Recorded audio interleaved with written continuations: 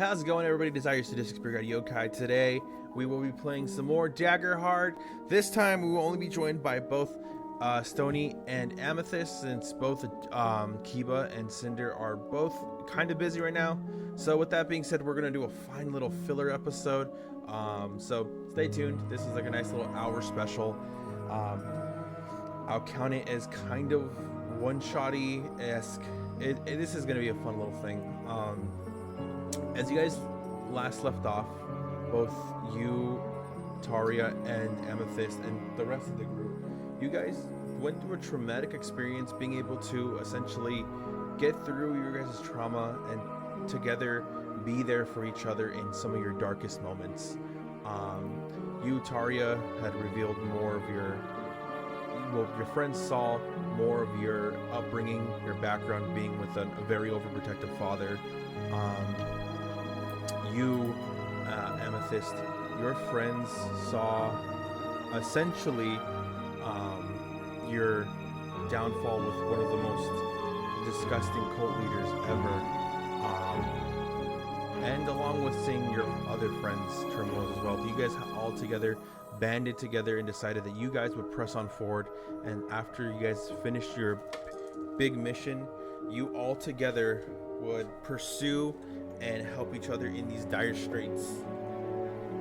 After that, Yagra has decided to take you guys back to the cabin where the princess is held with her guards, as she is going to help send you guys on your way. But before that, as she's walking away, she a tree whispers to her, and she looks at the both of you, and she says,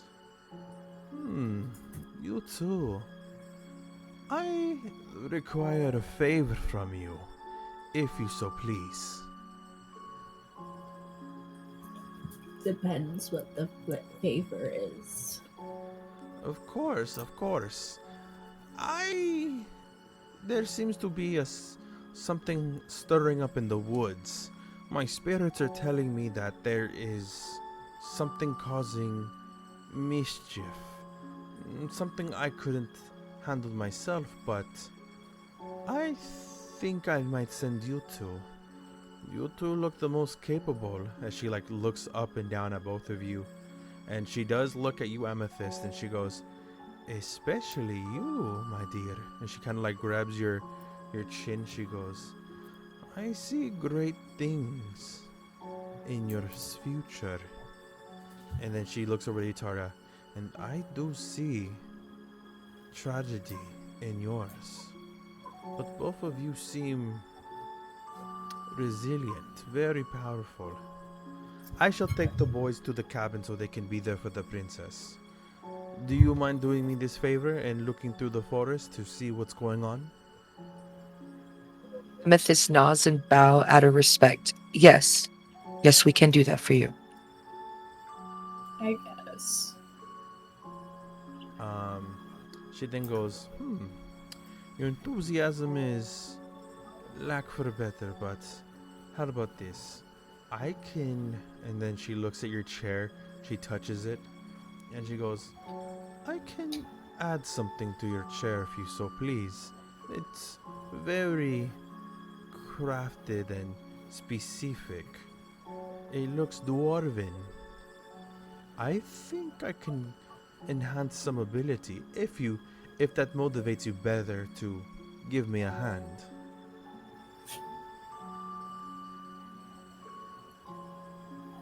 Yes, I will give you a hand. I don't want you to hurt my chair. Can you put the microphone a little closer to you, my love? I don't want you to hurt my chair, though. She goes, no, my dear, no. The chair will not be hurt. In fact, it will be given a gift more for the chair than you, I'd say. Okay, I'll go. Wonderful. Okay, so she points, as you guys can kind of see on Roll20. Instead of going over here, where she was going to take you back to the cabin, she points down over here.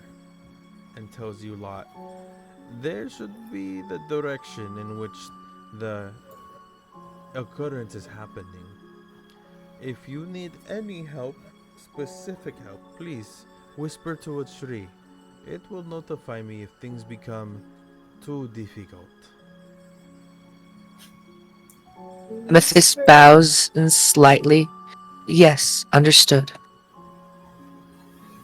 Whisper to the trees. Got it. Do that all the time. She then walks away with the boys as she continues on to her cabin. You two are left together, kind of essentially. Here, I'm gonna move the boys and Nala out of there. As this person died. So let me. There, they moved on. You guys decide you guys are gonna go down. Did you guys want to talk about anything as you guys are walking down? Fungi, what would you like to decide to talk to while we are walking among this beautiful forest? I don't know. Why do you think the Yagra wouldn't just handle it herself? She seems very powerful. She is very powerful, and feel a lot of essence from it. I think this might be another test for us. So I think what we should just do is just casually mow along the trail and see what happens. I'm here to support you, and I know you are here for me. Yeah. I just don't like how this feels. Why do we have to go through so many tests? We're just trying to get our money so we can move on to the next job. Amethyst You guys chuckles. Sorry. Amethyst no, chuckles, go ahead. and she looks to the side in a slight sigh, but a slight gratitude of having what she has now. I don't mind getting money. I think for me, I think it's a challenge to unlock something that I think I've been hiding to see the truth within me. I think that's probably what's happening for us right now is there's things that are hidden and there's potential that we can unlock to unknown the truth. Amethyst smiles looking at Fungi. I think we can do this. I know we can do this. You As know, you guys are your chanting and motivation is a talking, little overwhelming sometimes. you guys are as you guys are just kind of casually talking and just treating each other and just laughing, you are then, because I'm spending a fear, you guys hear something in the woods, Uh oh. and Oh. you hear I'm getting on something this side. fast. You hear something moving almost around you, speedingly. Amethyst looks around, very skittish and Wait a cautious. minute. Roll me insight. For both? For both of us? Yes, both of you roll insight. Okay. You mean knowledge? Oh my god. Not, I mean, my bad. Not insight, instinct. Oh, instinct. Got it. Wait a minute. I'm still in a natural environment, so I still have +2.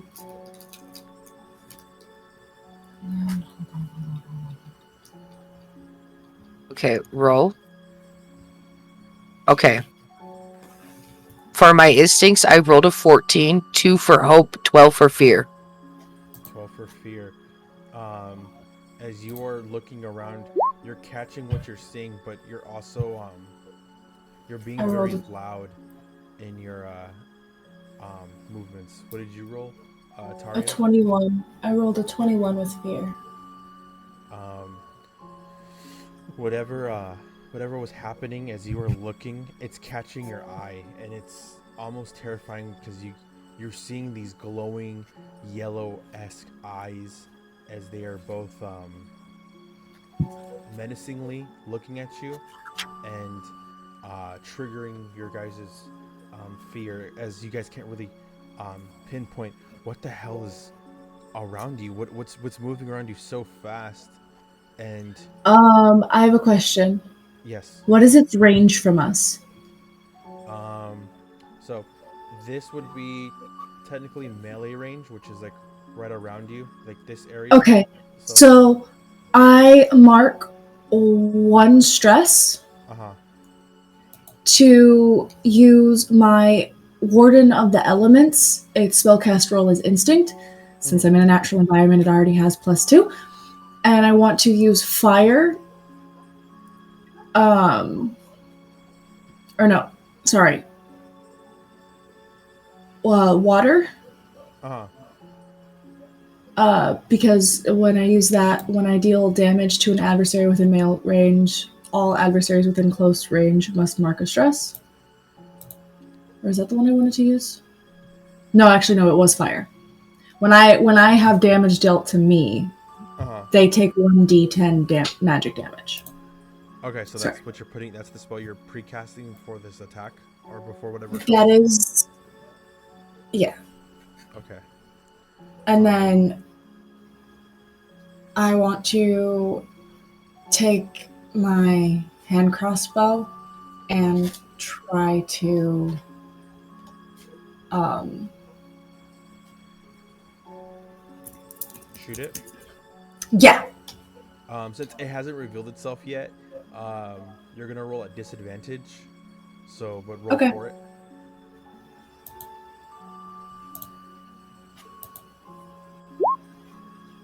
I got a 14 with hope. 14 with hope. Roll. Did you roll the disadvantage? Yeah, you did. 14 with hope. You just hit it. You just hit it. Roll damage. 9. 9 damage. Okay. I'm just trying to slow it down. That's honestly my only goal. So if I just barely hit it, can it be like in like the leg or something, or like the back, like I'll close say to? because you did 9 damage, you hit it really. You basically almost killed it. You really aimed quickly, and you shot Oh, um I almost killed it with 9 damage. yeah. Thank God I didn't. I was gonna use my chair. Thank God they were in far range because I was gonna use my chair to try and like ram it with a spellcast roll and use And Unleash before Chaos. you see a dire wolf that's Holy that shit. that's bleeding out, but you guys, it doesn't make any sense though. You guys were hearing things all around you, and before you know it, you see that it's a pack of 4. Oh fuck. As the pack is that's why it sounded like it was all around you.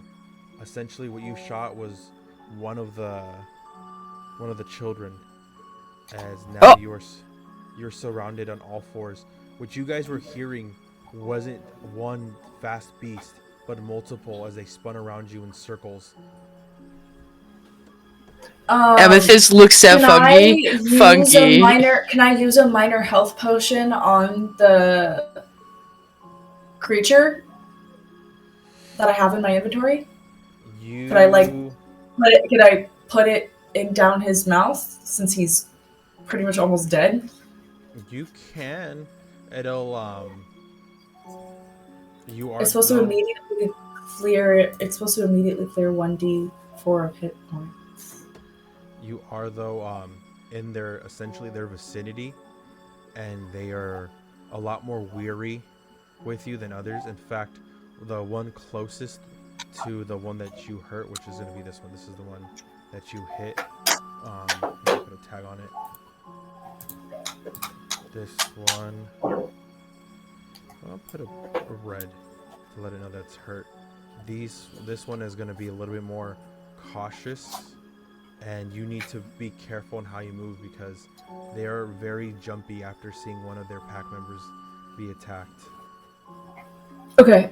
So my character, I'm assuming this is going to have to be a specific role in order to Yes. like a finesse roll or something in order This to is get going. this to So work. you're going to need to use agility right here because they're very ready to pounce on Wait. you.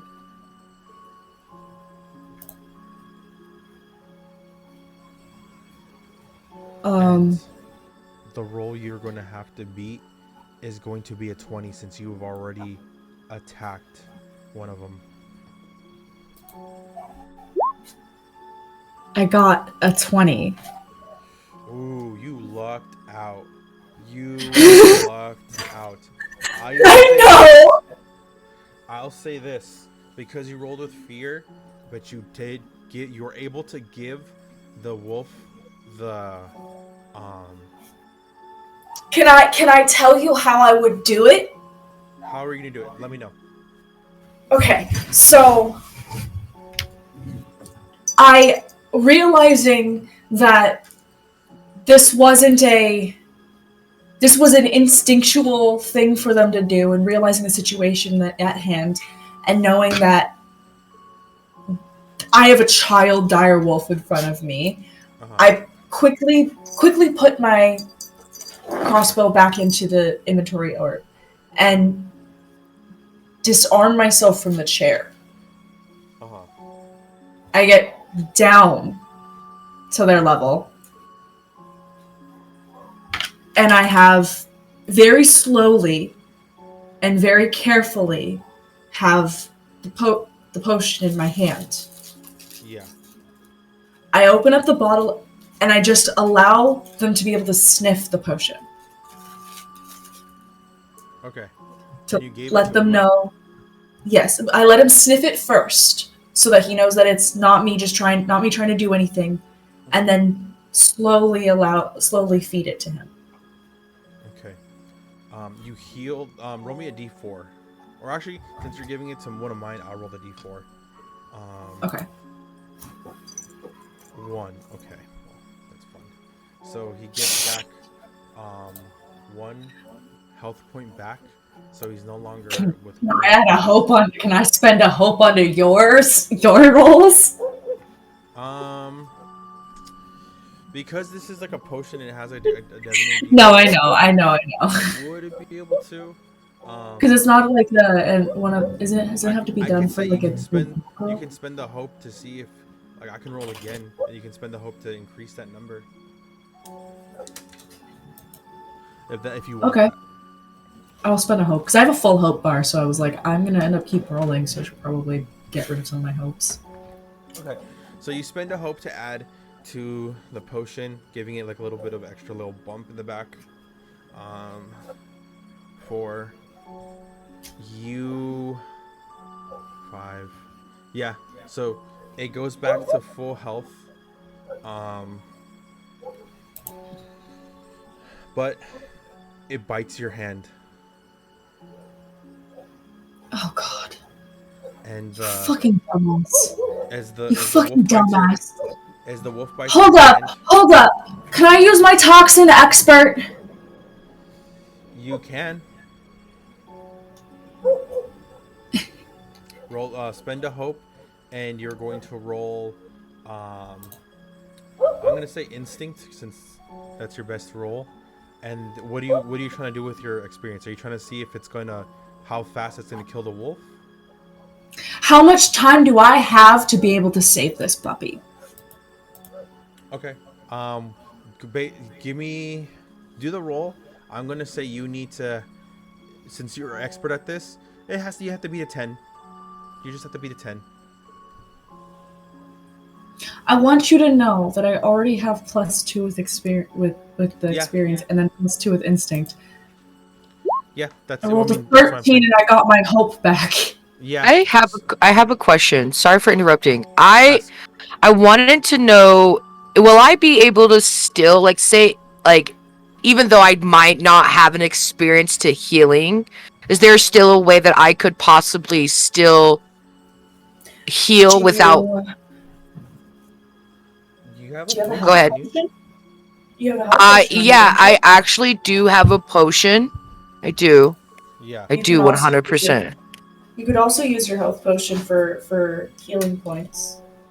It is a minor health potion. It immediately clears 1d4 hit points. Yeah. You could. I'll allow you guys to use your experience. I'll allow you to either spend a hope or use your experience to basically give it like a little like like you kind of like slap the back of it to give it like when you like when people tell you drink this it'll make you feel better, like it's like the oh my god, what's it called? It doesn't really help. It's just all in your mind. It's the placebo effect. Yeah, like I'll allow you guys to have like a placebo effect with it, where like just because you believe it's gonna work, it does it like +2, or like for example you roll a d6, or I'll allow you to spend a hope to re-roll and add with a d4, as a way of like placeboing it, to kind of see if it works, for your. It's like saying. It's Yeah, like saying sana okay. sana kulita daranas. Yeah. Okay, While then rubbing the medicine on your throat or taking medicine. okay, then I'm gonna do the hell potion because my experience are mostly right now are hypnotizing the enemies to distract, purifying hearts to do good and fight for us, and incredible strength. Nice. I have toxin expert. So Hive mind, not yours anymore. So based off of your roll, you do notice something very weird, because your poison, especially a direct bite with blood consuming, should cause immediate damage. You notice that the wolves. Wait, do I not have a hand anymore, or is it like? I thought you could regrow your hand. You're a mushroom, aren't you? Would I roll? Yeah, but it takes a lot of time. Well, would I roll it? It's not an overnight thing. It definitely would. It'll take several long rests. I'd say 3 to 5. I'll say one long rest, and it grows back. A short rest, you get a little stub, little baby hand. Can I have 2 long rests? Is there a possible way that I could actually form a crystal rock for her, so it's a crystal rock hand on her? Yeah, you can do that. On her arm. I could do that. The fun part about it is my chair moves on its own, and the hand crossbow is a one-handed weapon. So the first things first, I'll make a rock hand for her, and because I have different color rocks in me, it could be green, so it could be a green hand instead of a purple hand. Yeah, that works. 2, should I roll my healing potion for present because I'm performing as giving it and as like a gift, offering of my bad, you startle us. Sorry, we're venturing, testing our skills and whatnot. We're being put to a test. Here's an offering we didn't know. I'll hold off on that because before you give the potion, you notice after it bit Taria's hand, after you fixed it, you notice that the poison that should be causing the wolf to essentially like deteriorate and to like act fast, especially that big of a dose, isn't happening. In fact, the dire wolf before you seems to lick its lips and enjoy the taste of the poison. It's as it's melting away certain aspects of it, you could see the necrosis was already setting in before it even bit into you guys. These dire wolves are not just dire wolves. These are hellhounds. Does that mean like though she got bit, I got bit too? Wait, I have a question. Is this following like supernatural hellhound lore? No. Okay, cool. Because I was about to say, please don't tell me I'm now going to be haunted by hellhounds forever. No. These hellhounds, I'll allow you guys to roll a knowledge roll for what you guys probably do or do not know about hellhounds. Okay. 13. I'll say the score to beat is a 10 because. Wow. So 13. I love. Sorry. I love how my computer called me out. Wait, I have a question. Did I take damage when it bit my hand? You take minor damage. I'll say you can mark a stress. You can mark 2 stress. Because it doesn't. So no damage. Yeah, so no damage. Just mark 2 stress. So, was it not considered when an adversary within melee range deals damage to you, they take 1d10 magic damage? You can add that to it. I can roll the d10. You can roll the d10 and see how much if you kill it. I gave it a 6. You killed that wolf. Because I almost forgot that that's currently happening because I have the fire thing. I'm channeling fire as with you shoot this wolf. No, it didn't. It happened when he bit me, technically. Yeah. So he howls as he's burning up, and it doesn't seem to be really mad or scared of dying. It just howls as it fades into ash. This wolf is now dead. This hellhound. Hellwolf. Helldire wolf. Amethyst gets really emotional, biting her bottom lip, trying not to cry, looking to the side. Wolfie! It was its own damn fault. Shouldn't have fucking bit the poison. Hold on, my grandfather's calling me. You're good. Yeah, you rolled 13 with knowledge. What you do know about hellhounds is, I'll say this with fear. As you recall the memory, it kind of takes you aback. As there's a dark thought that enters your brain about hellhounds, and it's that they don't act on their own. They don't just appear. They are summoned, and they're not just summoned by anything. They're usually summoned by the presence of a demon. With that thought lingering in your head, you do remember that hellhounds are not necessarily alive. They are simply they're spectral beings made flesh. They're conjurings. Yeah. They're conjurings of a spirit. Yeah. Okay. So, yeah, that's in your mind now. You're aware that these beasts were not just summoned out of the blue, and if they're summoned, there must. Am I able to use death connection? Is there a corpse that I can touch, or is it just not a corpse? When you killed it with the fire, it burned up in ash. I love my grandparents so much. They're adorable. Sorry. No, they were asking me because they were doing some paperwork for me. Is that yearly? And they were just being adorable, and I was like, "I love you guys." And they're like, "Yeah, we love you too." And we hung up at the same time. Anyway, so knowledge. I rolled a 20, 7 for hope, 11 for fear. So I'm really aware of wolves, and the reason why is and I've been sitting here because as an elf, and because in my village we are natural to animals. We understand how animals are. Like I might be aware of how some wolves are, some to a degree, but I'm aware of these type of wolves, and I'm being very cautious of 100%. Even though Funky's hand got beaten the fuck up. And that dog died, which is very sad. You are aware of wolves, but you also are understanding that these aren't just wolves. These are, like you and Stony were able, like you and Taria were able to essentially talk amongst yourselves that these are hellhounds. These are not really wolves. These are spectral beasts that come from hell, and they are not just. And since you rolled with fear, since you're aware that they are not just a natural predator, they're not just on this mortal plane.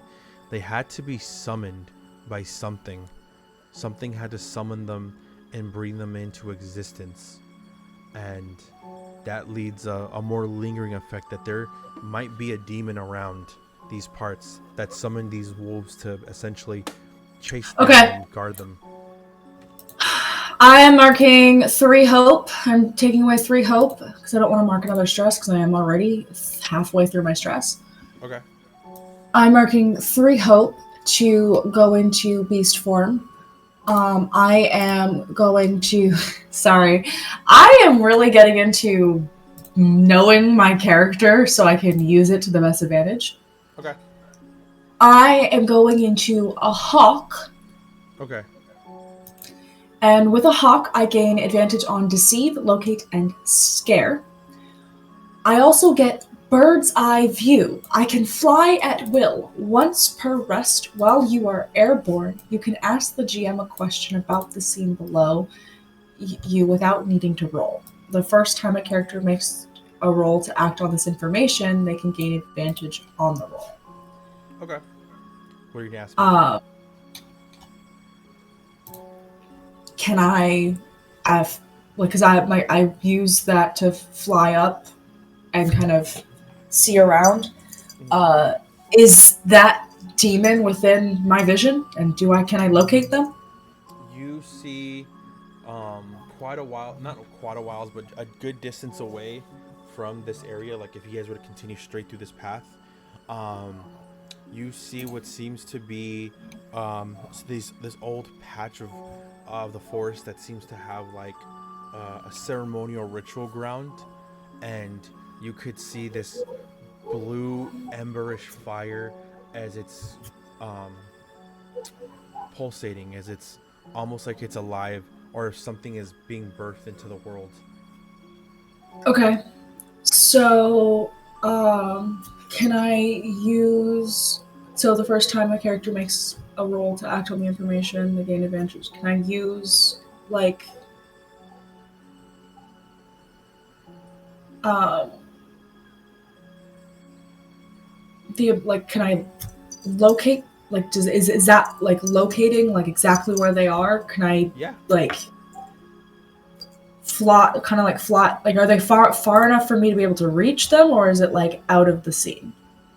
It's out of this. It's a couple ways out of the scene. Like I said, if you were continued through this path, it's a whiles away. Yeah, it's just about a whiles away. I keep forgetting I have more than just one thing.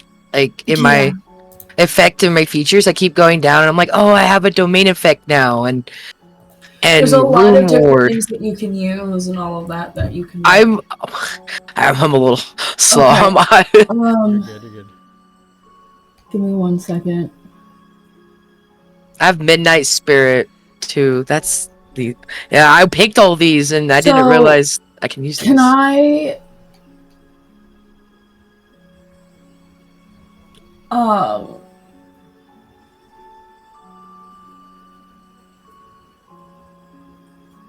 Can I kind of like relay the information of like to Amethyst and kind of like be like, hey, let's just dip, you know?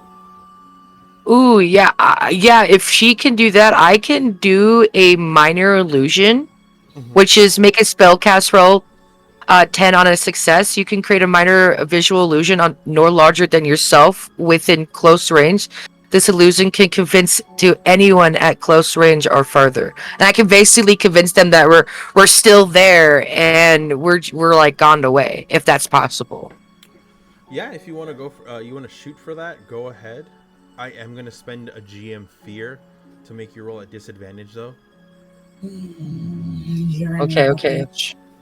So would that you would be rolling that? All I'm rolling is the spellcast roll. No, you roll the spellcast roll, and then you also you're gonna roll that at disadvantage. You're gonna press disadvantage on that as well, so that way it rolls it for you. Oh, okay, cool. Thank you for saying that. Okay, got it. Now rolling. I got 11, hope 5, fear 11, and the disadvantage is 5. Wait, what? Say that again? Just say the main number and... Okay, 11. I got 11. Yeah. It's... Okay. 11 with fear, right? Yeah. Yeah, 11 fear, hope with 5. Yeah, you're able to cast it, and you're going to start running straight towards where?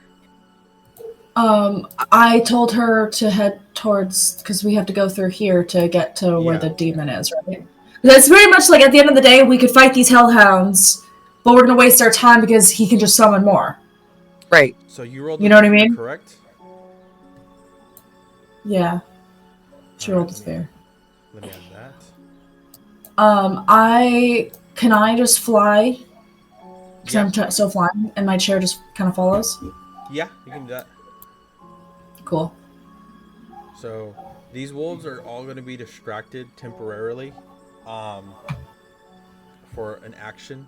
So roll me agility as you run through. You don't need to roll agility since you're flying already, Taria. Roll me an Okay, cool. agility, Amethyst. Yes, got you. I got a 24, a 12 for hope, 11 fear. Perfect. Add your hope, and you were able to basically go into an area. As you're getting close to the area that is where you're seeing this fire, something happens. It's almost like there's a force field around you that is keeping you from fully entering that area. Um, um, Taria, as you're flying, you just can't seem to get to it. But as you look down, you do see Amethyst as they are on the outskirts of that area. Is there? Do I see anything like any bad guys within my range, like within far range or anything? You do. Oh Like, well, do you I see see them. Yeah, these guys? you see these guys. They seem to be guarding what seems to where the force field is erected. It seems that they're guarding it there. Okay. Um, can I use my unleashed chaos? Sure. And spend a token. So basically, at the beginning of a session, place a number of tokens equal to your spellcast trait on this, so 2 tokens. Make a spellcast roll against a target within far range, and spend any number of tokens to channel raw energy from within yourself to unleash against them. On a Yeah. success roll, a number of d10s equal to the tokens you spent So you have, I and believe, two, deal. right, for your because your spellcasting I trait is only want to instinct. spend one. Yeah, you I have only want to two spend for. one token. Yeah, you have two because that's your instinct. That's your spellcasting roll. So Mm-hmm. you're spending one, and you're gonna do what? Basically what it does is it unleashes raw energy from myself, Uh huh. and I make a spellcast roll with Okay. +4, which I got 19 with fear. Nice. And does that hit? Um, I want to that hit this hits, dude. and you're blasting the location they're at, right? Yeah, I'm kind of just trying to blast their general direction. Whether it hits one or all of them, that'd be great. Yeah. But just their general You hit direction. you hit all of them. Roll me damage.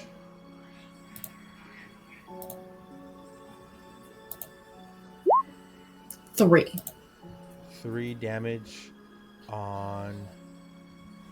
Mm. Wait. 3 damage. Okay. I thought that would be more, but okay. So, they take. I thought I would roll better. So yeah. So one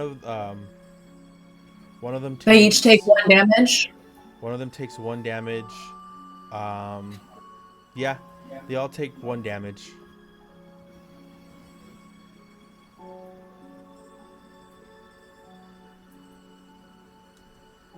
Um, can I then am I able to reach them or no? They are about. Here, let me see. Well, I know they're 60 feet away. In beast form, I'm trying to see because I'm flying. I'm trying to see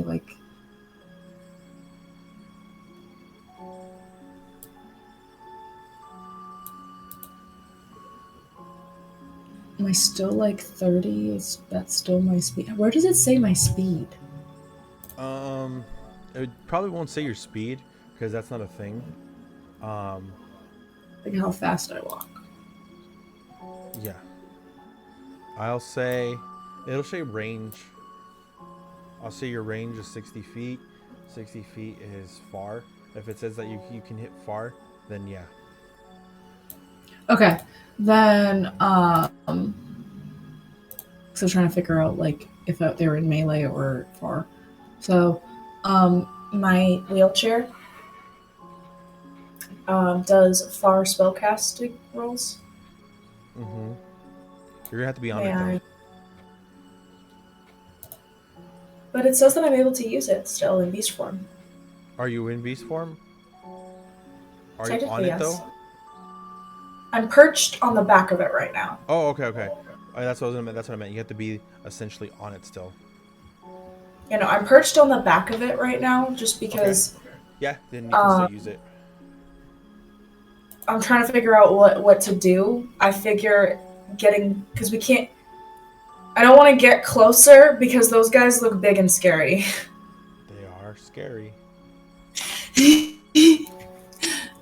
So I'm just kind of using all the range attacks that I have and maybe trying to get them to come closer to me.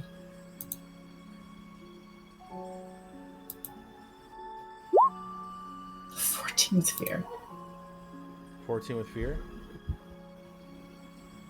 Mm-hmm. Are you shooting from far, or how far are you shooting? I'm shooting from wherever my location is. 65 feet. Okay. 60 feet. I'm shooting this dude. Wait, which ones took damage? They all took damage, right? They all took damage because you did it like a wider range. So then this dude. 60 feet. Okay. Does it make it? Can I spend a hope to make it make it? No, I mean you would do if you wanted to hit it. Let me get the I do want to number hit it. for you.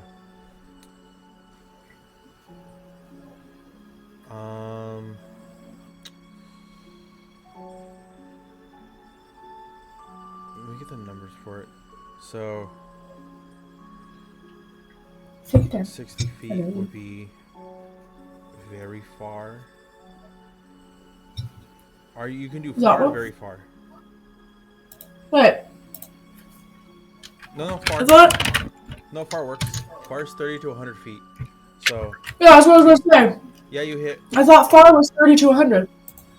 You hit this one right here, right? The one that's moving. The gold one, yeah. Okay. So. Or he looks gold to me, but I don't know if he's gold. He's kind of gold. He's like wearing like yellowish armor. So yeah, 60 feet hits. You rolled with 13. I rolled a 14. 14. Okay, roll me damage. I got 6. Actually, it's a critical. It's a critical? I rolled 2 3s. Yeah. Alright, so 6. What happens when you do critical rolls on damage? They're just I don't think there's a thing. I think it's just only on the roll. Then you roll full damage. So 6. That kills it. But I get to roll a d6 as a reaction, and let's see if he comes back to life. He does not.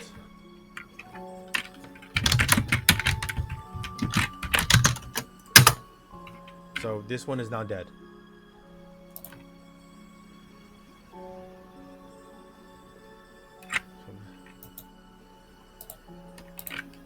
So yeah, this guy is dead. Don't worry about him. He's dead now. I'm trying to get rid of him, but I don't see why it's not letting me.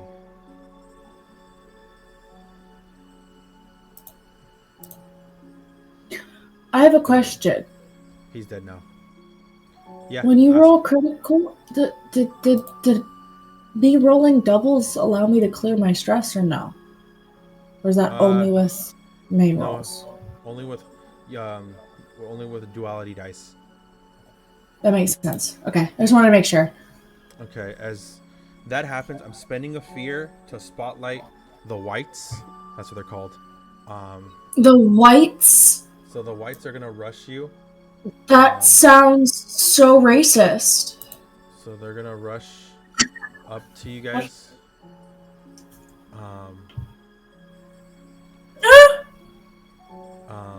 They're just big. They're just bulky guys. So they're gonna slash There you go.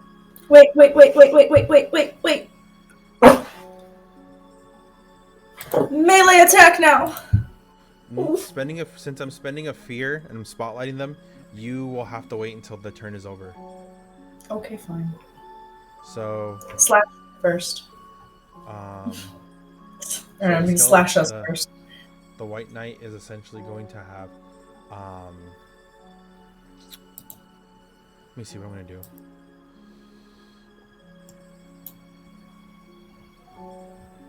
Oh, okay. I'll do that with the first one. Well, the first one, he's gonna mark a stress to make an attack against all targets within very close range. The targets the knight succeeds against you guys takes 1d8 plus 2 physical damage and must mark a stress. So I'm going to make an attack with the rusty greatsword, and that's a 1d10 plus 2. So let's see what I get with that. That is a 6. That's an 8. Wait. What? Are we not able to evade any of this? It's just the physical damage plus marker stress targets must succeed against. You can. I don't think I hit you guys. I tried to hit a 6. I don't think I hit you guys. Did I? No, Or I'm 8, a 14. Yeah, I don't think I hit you guys. I'm a 14.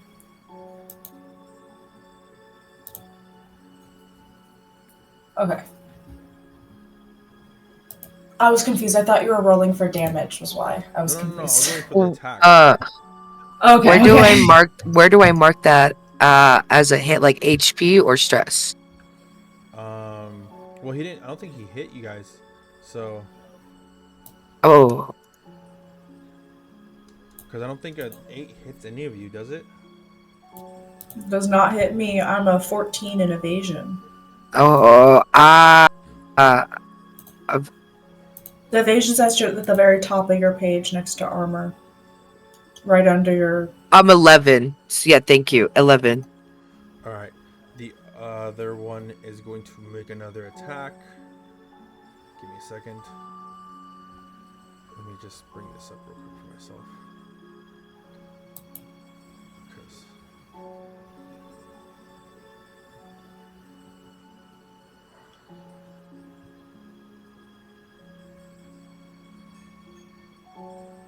What the fuck? Can you tell I studied my character sheet? Yeah, I'm glad. Well, when I added the new stuff, I really wanted to make sure I understood what I was adding, if that makes sense. Yeah. And I kind of was just like, okay, if I... What's what I'm looking for? I did a lot of research and I kind of like thought in my head, I was like, I could probably use this in this way. And I kind of like, in my brain, kind of worked out like how I could use certain things. Honestly, this isn't how I thought I would use things, but it's working. Alright, I'm going to go for another attack with the other one. 21. Does a 21 hit on you both? Bitch, you know a 21 hits on us both. Okay. You just heard our evasion. I wasn't paying attention. It does hit. So do I mark? Yeah, you guys are gonna. Go ahead. You guys are gonna mark one. I'm gonna mark. I've already marked the stress for this one to hit for the 1d8 plus physical damage. Top of this. Keep in mind, when they deal me damage, they still get 1d10 fire damage back. That's fine. You guys do lose a hope because they have a passive ability known as Terrifying, and I gain a fear. So let me roll for damage. This is going to be applied for both of you. Both of you guys take 8 damage. And then I'm rolling the 1d10. Yeah. They took 2 damage. 2? Okay. From attacking me. You said 8 damage. So I took because I have -2. Oh, yeah. Actually, can I spend an armor slot? Yeah, if It's you want to only lower take it. You both can spend an armor slot if you guys want to lower that damage. because I'm at my minor damage threshold's at 6 right now because of my beast form. It takes my thresholds down, so it would have been a major damage, which would have been 2 HP, and I don't like that. Yeah, that's fine. So I used an armor slot to So you said I took an 8? yeah. Yeah. So when you look at those little the minor damage, major damage, and severe damage, those Mhm. numbers between the words, those are your thresholds. So whatever that first box is, what's that number in that first box next to major damage? 7. Okay. Uh, So you would take a major damage if you wanted to spend an armor slot to take a minor damage, because with major damage you have to mark 2 HP. sorry, Whereas with major minor, damage is 13, minor damage is 7. yeah. So you would take a major damage because the threshold for minor damage is 7, meaning it's over that because he rolled an 8. So Yeah, you would take a major damage if you spent an armor slot because you have 3 armor slots. Mm-hmm. You would only take 1 HP instead of 2 HP. It would drop back down to a minor damage. Got it. Yeah, so anything 7 and above would be major damage. Anything over, would you say 13? Yeah, Anything over 13 would be known as severe damage. Severe which is damage 3. is 3, major damage is 2, and anything under 7 is known as minor damage, and that becomes a 1. And then if you want to spend a slot against minor damage, you would just mark a stress. Okay. I will marker stress to spin an armor slot. You don't need to. Well, you don't need to mark. No. You don't need to mark Oh. a stress. Okay, You okay, just okay. need to spend an armor slot. Yeah. Got it. So you would only mark a Apply. stress if the number was like 6 or below instead of the 8 I rolled. If it was a 6 and below, you could either take the 1 hit point, or you could just say, you know what, I'm gonna spend an armor slot, and then you would just only have to mark a stress. Okay, got it. Yeah. All right then. So my spotlight So- ends for these two, and that's your guys' turn. So, do I have to re-roll my melee attack? I can take the roll. It's fine. 9, 11. It's So 11 with hope. so mark your hope, and you're attacking both of them or just one of them. Didn't the other one die already, or no? There's 2 of them in front of you. Oh, I'm thinking of the other gold one. They both have 1 damage, right? One of them has more HP than the other. Which one has less HP? The one that just attacked you guys, that landed the What? attack. This one or this one? So this one right here has less HP than this one. Cool. That was the one I wanted to attack anyways because it was closer. Awesome. Okay. I attack homeboy right here. This Okay. motherfucker. Yeah. Does it hit? 11 hit? 11 just misses. Can I spend a hope?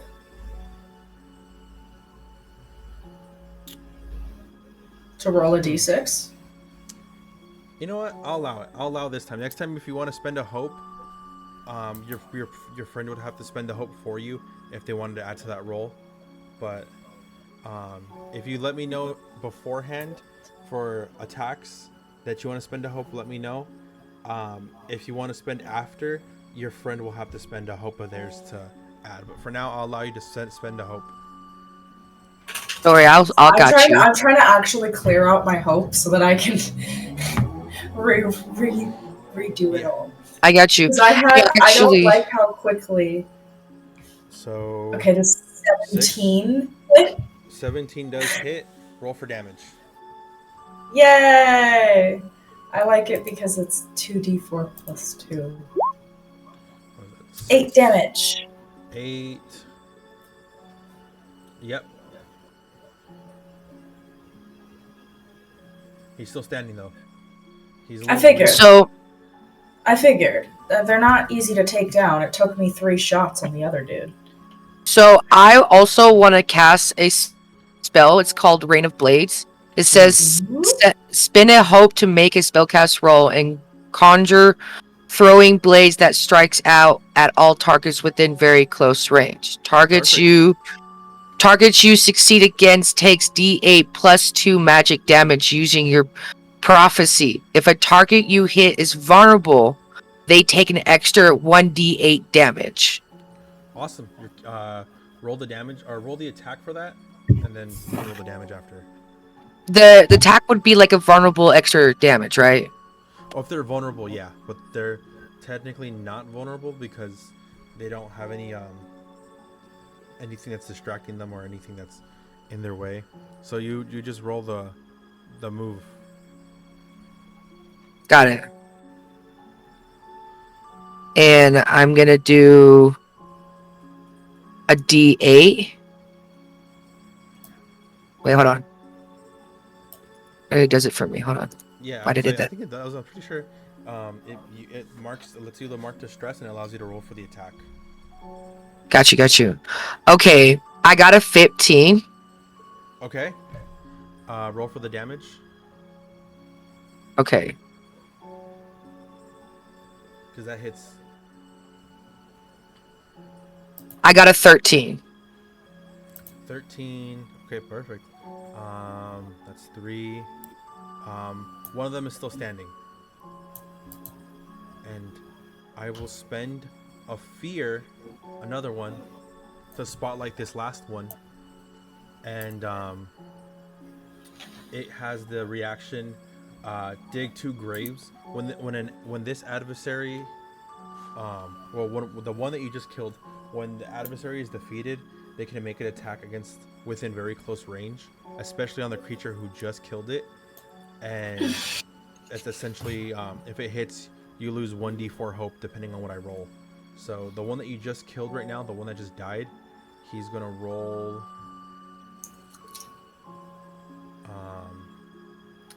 9. 9 doesn't work, right? So yeah, 9 doesn't work. Evasion's 11. Yeah, her evasion's 11. Yeah, he went for the attack, but he deteriorated before he could even land it. All that's left is the other one. Awesome. So he's spotlighted, and he is going to. Wait, who spotlighted? This one? That one. The last one that's left, the only one that's alive. Because this other one, let me actually clear him from the board now. He's dead. So this one's the last one. He's barely hanging on. He's marking. He marked his last stress. He's gonna go for. How close is melee range again? Melee range is like 5 feet. Very close range is 5 to 10 feet. So like, you guys are technically in melee range because he's right in front of you. Can I beast form attack, or is he spotlighted right now? He's spotlighted right now. He rolled for 12 against you guys. It does not hit me, but it does hit Amethyst.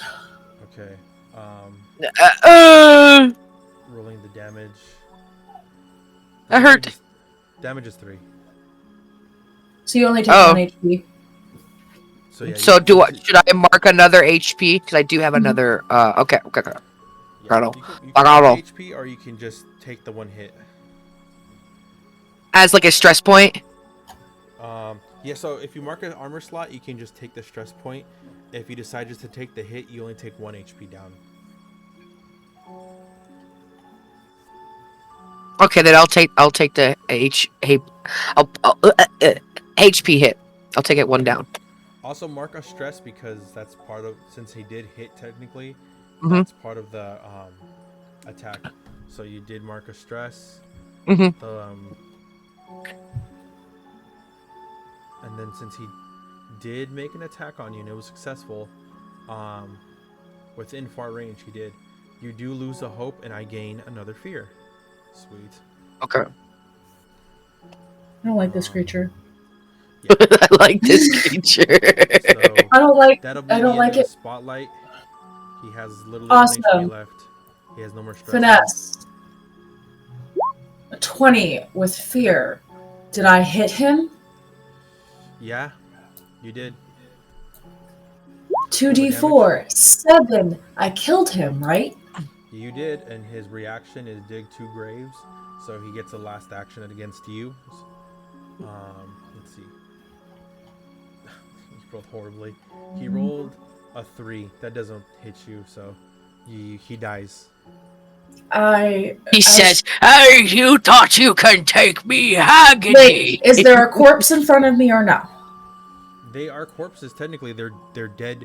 These are like a Ooh, skeletal speaking of like corpse. they're like Can I skeletal creatures. use my death connection Mm-hmm. to extract one memory from the corpse? Yeah. Ooh. How Yeah, do I I was just looking break at that. down? How do I bring down the force field? It doesn't. You can't really hear talking. You hear these very scattered whispers. I And get memories, so I Oh. get to see it. Oh, so you get you see this, what seems to be a creature. You can't really see it though. As you're watching the memory, something's weird. Something's fogging up the memory, as if something's censoring the memory itself. But you do hear the rune rocks are the way in. The rune rocks are the way in. Yeah, you So- can't really see. Yeah, you see him getting pulled. As I gather this information, Amethyst, what you see is my character kind of just like glowing in this black aura around her while her eyes are completely glowing, and she's extracting this information, and all you hear out of her mouth is rune rocks are the way in. The rune rocks are the way in. And then the glowing aura stops, and she kind of comes back to, almost as if she doesn't even really realize that she changed. Amethyst. Oh, by the way, I dropped out of beast form before I did that. I probably should have said that before. Okay. Amethyst looks and smiles. That's some good information to know. That was one hell of a fight, Fuggy. I also didn't know you could also do death connection. I'm wondering to think that we were supposed to meet, my fellow adventurer. I'm glad I met you. Amethyst says, clapping as encouragement of wonderful strength. Thank you. I just. Oh. What, buddy? What's wrong? What do you need? What is your issue? I'm okay. What, buddies? Okay. Mom, I didn't like the way you sounded. It just creeped me. I was scared for a minute. That sounds like what you said. Do you not like my Taria voice? Is my He's l- Taria voice scaring you, buddy? I bet he's looking at you like, huh? Are you scared of my Taria voice? He's trying to lick my face. You're just a baby. You're just a baby. Okay, sorry. My character thanks you. Clearly, my dog is making my life a little bit difficult right now. It's okay. Just a lot of love. He's just a baby. He's just a baby. Okay, so Mwah. are you guys gonna move forward? Yes. Yes. What exactly are the rune rocks? They're right here. Are they these rocks? Okay, that's what I thought. Cool. Follow me! Ah! You little shit. As you're passing through the rocks, you feel this weird, like almost translucent barrier, almost like if it was like a tunnel, a funnel for the barrier. So, like you're passing through underneath it. And then you will be seen over here. Girl, hold my fucking hand. Hold my fucking hand. I am going to make sure that we're so fucking protected. As you guys enter the vicinity, you see the bright big flame, the bright translucent flame that you had seen, Taria, and now you see above you this 20-foot giant blue fire demon as it's like breathing, and it's coming into existence. You're seeing this thing slowly form, and just as you guys have entered and you see it, you hear, "I have become flesh," as he moves very slowly, and you see this very witchy woman who's been chanting this demon and bring it into existence. You see him grab the witchy woman and swallow her whole, as he thanks her for summoning him into this forest. And he boop, kills her, eats her, and he looks at you guys. He goes, "And what do we have here? Adventurers."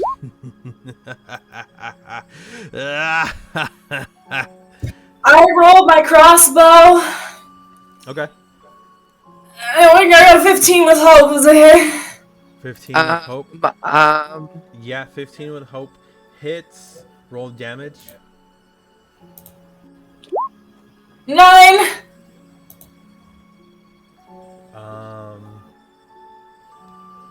I'm not happy. 9? I don't like this fucker. Yeah, I got a 9. Okay. You do pretty good damage on him. He takes that, and his big gaze that he was having, like this very like breathing in life, he's now like, he can see him, like his eyes basically look towards you, and he's just angry. I'm gonna also, I have Arcania sense. You can sense the presence of magical people and objects with close range. Mm-hmm. I want to use that as sensing how powerful he is, so I can knowledge, and I'll roll that on knowledge, and so I can analyze how, like, what we can do to fuck this guy up. Okay. I mean, my hand crossbow did pretty good damage as far as I'm concerned. I'm in my chair. While she's doing that, can I also use my arcane frame wheelchair to blast some energy at this bitch? I will. Well, first, let me hear what Amethyst is gonna do. Yeah. Okay. So for my Arcania senses, I rolled a knowledge analyzing for 16. So 11 fear, 3 hope. And I wanted to be able to like grab a gasp of his energy, like being able to, like if I was a robot and I'm like reading all his stats in front of my eyes, and I'm catching what his abilities and how high of his ranks, etc. So you want to see his abilities? Is that what you're saying? Yeah, like She wants to know how strong he is, basically. Yes, thank you. His difficulty, or basically what his difficulty means, would basically translate to yours. Like, it's like his evasion score. His evasion score is 14. His thresholds are 8 and 15, and he has up to 4 stresses. Right now, he has currently 6 health. Oh wow! Damn. All right, god damn. I didn't make it. 10 with fear. It just misses him as he laughs at the damage. He kind of slaps it away. He gets close to you guys, not too close, but I want to say just in very close range. And he's going to. One, I'm spotlighting him, so I get to spotlight him up to 2 times per turn. So fun. I'm gonna spend a fear and use Hellfire, which with in far range, you guys have to make an agility reaction roll.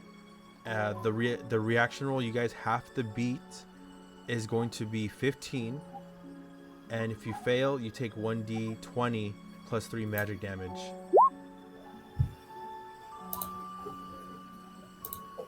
I got a 10 with hope. 10 with hope. Can you say it one more time? A bit slower. Just roll roll me me agility roll, agility. Okay. and you have to beat a 15. Oh, fuck me. Oh, shit, fuck me. That's like literally 15. I got a 15 for agility. Okay, you Then passed. you pass. You- How much damage does he give me? I'll let the boy out right now. Yeah, but how much damage does he give 16. me? 16 damage? Yeah. Okay, I spend, can I spend 2 armor slots at once or just 1? You can only spend 1. Okay, then I spend 2 to mark that as a major damage instead of minor, so I take 3. I also roll my 1d10 for fire damage. Wait, you took 3 damage? I took 2 damage, Okay, so yeah. I'm at 3. I have 3 HP marked. Okay. But I rolled 6 damage for the fire damage that he got on me. That's why I chose not to really care about it, because I think I just killed him, didn't I? No, I marked the. So you rolled 6 damage. I'm only taking 1 HP. Oh yeah, it's 8 is the threshold, huh? And who rolled with fear again? Did anyone of you roll with fear? Amethyst, did you My roll with fear? wheelchair rolled with fear, and I believe Yeah, I had, yes. Agility? For my agility, yes. When you say your rolls, just say the main number and whether it's with hope or fear. I got you. You rolled with fear. I have Um, almost fall, which is a passive move. When a PC rolls with a failure in close range, which you guys are, you guys, you lose a hope. So, Amethyst, you lose a hope, and I believe Okay. I gain a hope. No, I don't. so I lose a hope as well. No, not you. Only her, because she rolled with fear. I have no more Is hopes. it I when you cannot roll help you, with my fear friend. or when you fail I do. a roll? Well, no. Wait. Let me read that. Maybe I did fuck it up. It says when you roll with a fear, but let me see if it's fail with fear. When adversary rolls a failure with fear. Oh, never mind. No, never mind. You don't lose a hope.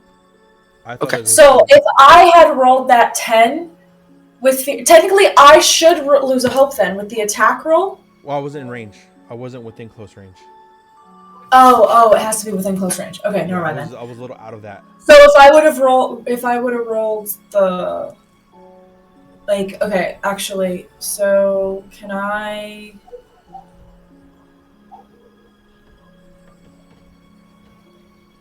still use my crossbow with him? Yeah, you can still use your crossbow. 15 with fear? 15 hits, with right? 15 with fear hits, definitely. Roll damage. 6. 6. He takes a little bit of damage. He's still chuckling. He's still laughing.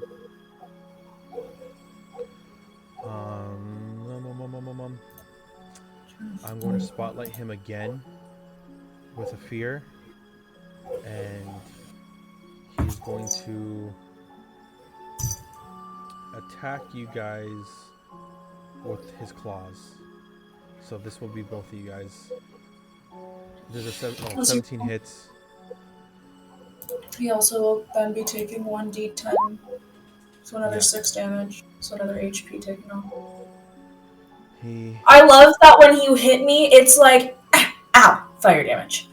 So, since I made a successful throw, I add a fear to myself with the reaction roll momentum. I am going to use another reaction. I'm going to mark a stress, and I get to add a bonus to my roll. So my health right now is 4, so I get to add a 4 to whatever damage I roll. 7, 11 damage to you guys.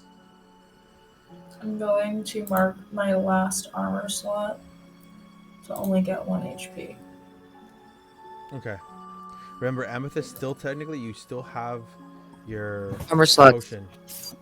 Oh, Yeah, potion. I don't want you to use that. I Yeah, I have wasn't 4 thinking out about of using 7. I'm at 4 out of 7. If I take any more if I take another major damage, then yeah, I'm gonna need that potion. that. I If I got get you. any other damage, I'll need that potion. But right now, Yeah. I'm kind of right in the wave. If that makes sense. Yeah. I will remind you Um, guys on stuff that you we guys can whisper can the do. street. Stuff that you guys can do just to like give you guys an idea of what you guys still have kind of up your sleeve.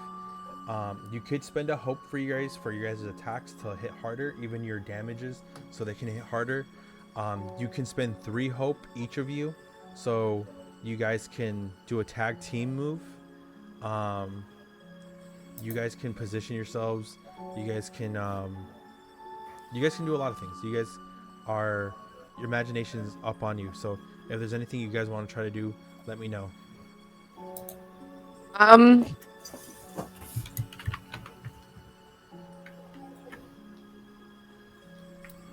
Let's see here.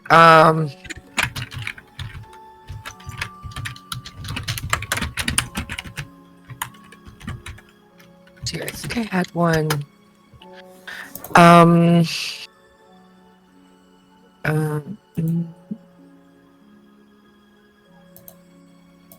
I do have one more hope. I think I might do. It's called Midnight Spirit. It's a spell. It says spin a hope to summon a humanoid-sized spirit that can move or carry things for you until your next rest. You can also send it to attack on various. When you do, make a spellcast roll against a target with a very far range. On a success, the spirit moves into a melee range with that target. Roll a number of d6 equal to your spellcast trait and deal with that much magic damage to the target. The spirit then dissipates. You can only have one spirit at a time. Okay, is that what you're gonna do? Mm-hmm. Awesome. Okay. So are you gonna send them to attack? Yes. Okay. Hold on. I got you. Spellcast roll is 11. And then I would roll a strength, right, for damage. No, you would roll damage, or you should be able to roll damage. You. So if 11 is the hit, it just misses. Okay. Wait. Did you say that 11 just misses? Yeah. Can I spend one of my hopes Yeah. to roll a D6 or is it a D8? It's a d6. 5. 16 hits. 16 hits. Roll the damage now. I got you, boo. So, what did it say the Thank damage you, was Funky. again? The damage dice? 11. No. That should be the attack. What was the? Oh, apologies.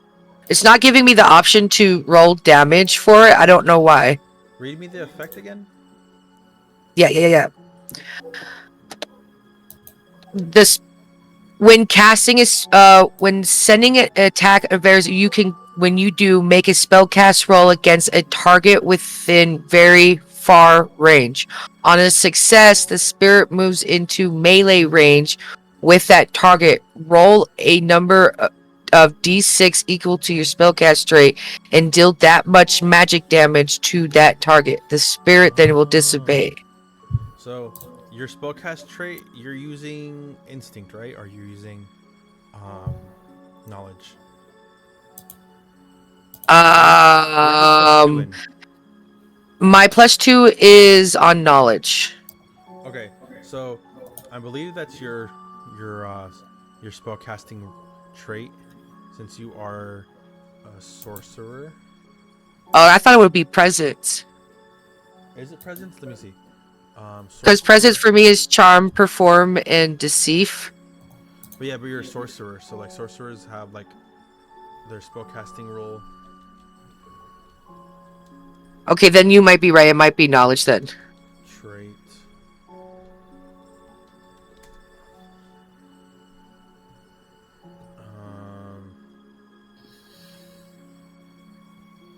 I believe. Let me double check.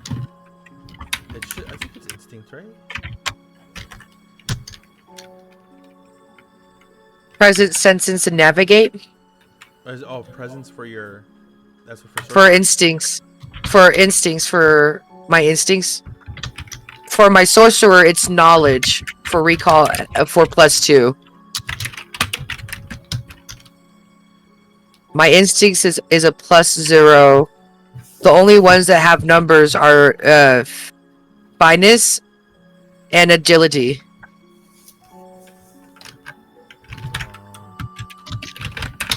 I'm trying to see what uses.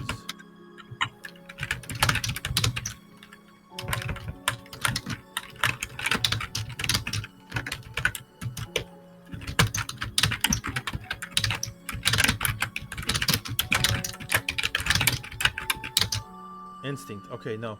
You're sorcerer, so your main spellcasting trait should be instinct. Okay. That's your spellcasting trait. You have a 0 in instinct? Yes. Interesting. Okay. So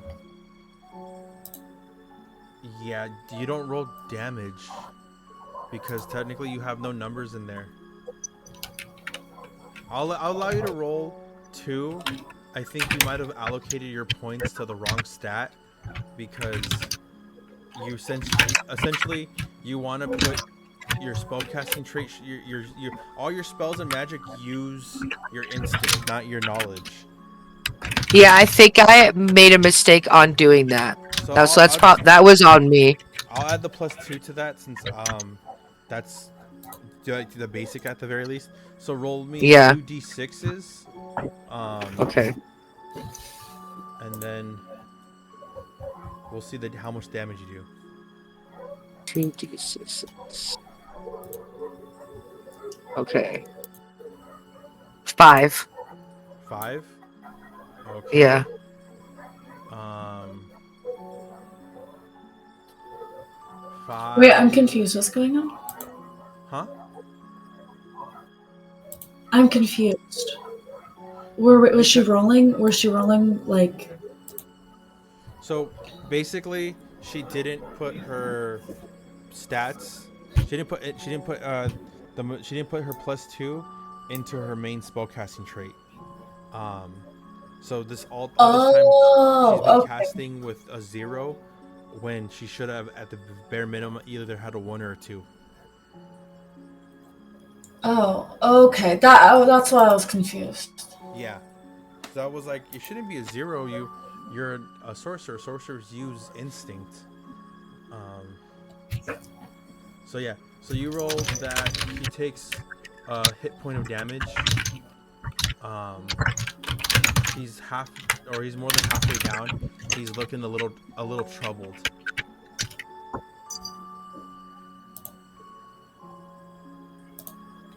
Okay, so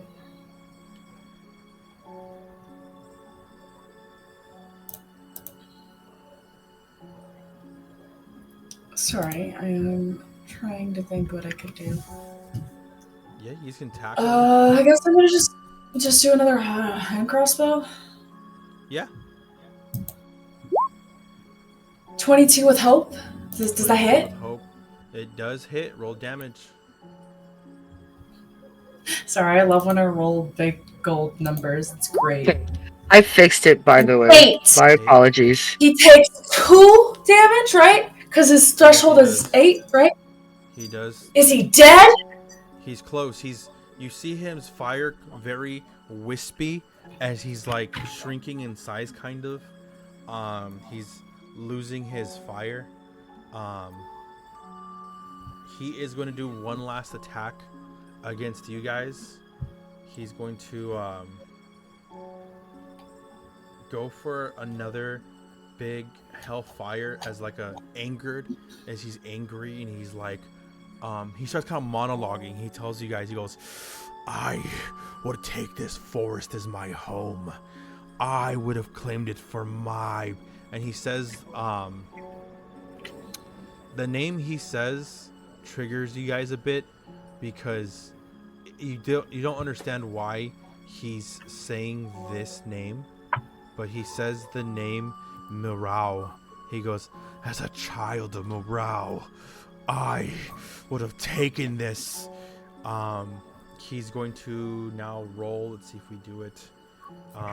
Roll me all an agility check, and because this is the second time that you hear you can see his fire whispering, I'm going to say the roll you guys have to beat is a 10. Okay. Hold on. Give me 1 second.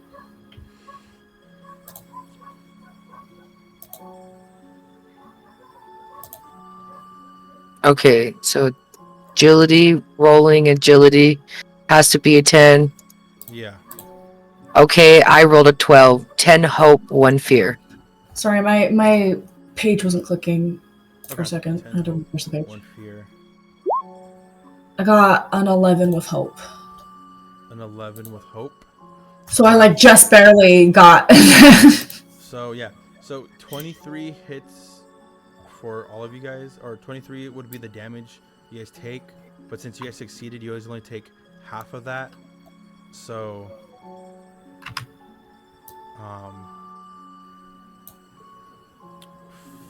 I believe you only had 1 hit point, right, Taria? What do you mean? You had 1 hit I have point. 3. I have 3 HP left. Okay, so you'd only take, just mark me 1 for your Okay. agility. You were able to dodge most of it, and just mark 1 as well, Amethyst. Okay. Mark for stress. No, for No, a your hit point. hit point. Okay. Unless you What want to number? use your armor slot. Wait, can I? Oh no, I don't have any armor Okay, slots left. hold on. Do I? Okay, I'll use my last armor slot. What number was it again? It was 23, but you succeeded the agility roll, so you're only taking half the damage. Half of 3 was essentially going to be 1, and if you mark your armor slot, you don't even take damage. You just mark a stress. Okay. Got it. All right. You guys go.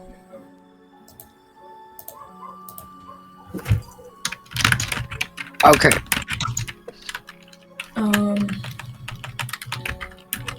Wait, how much? Do I know how much HP he has left? Based off of his like big burst and the fact that his fire seems to have shrunken like severely, and he's almost like not shrinking, but he looks exasperated and very like hurt. You can tell like it'll take 1 last hit. Okay, so my character, in one last attempt to save the fucking forest and all of its inhabitants, uses its hand crossbow because it seems to be where I'm rolling better. Mm-hmm. And I still missed. Yeah. Also, if you guys rolled with your guys' hope, don't forget to add your guys' hope. I have been adding my hopes. I've been remembering. Alright, sorry. I'm bad with remembering adding my hopes. I think you have like at least 2 more that you should have added. Oh, so then I would have like at least 4? Because I had 1 hope left. Yeah, so you have. Wait, actually, no, 3. I had no hopes. Okay, 3 then. then. You have 2. You have 2 at least. Okay. So you Okay. can spend a hope to help Stoney's number try to reach. Yes, I'll spin a hope because she spin a hope because it's only fair as friends and adventurers. Yes, I will spin a hope to help her increase that damage. You can roll a d6. Okay, I will roll a d6. Give me a minute.